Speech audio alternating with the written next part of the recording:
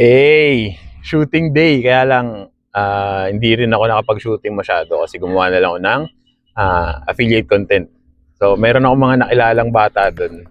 Ang cute, ang kukulit. So, si Blake, tsaka nakalimutan ko yung pangalan ng isa. Pero nag-shoutout sila. Nakita nyo din mamaya.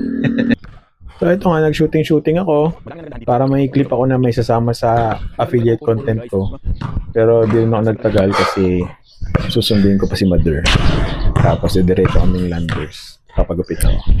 Nakakatawa itong mga batang to kasi sabi nila, sama raw sila sa video. So, kaya ayan, naka-ano sila dyan sa clip, yung kukulit. Nakakatawa silang panoorin.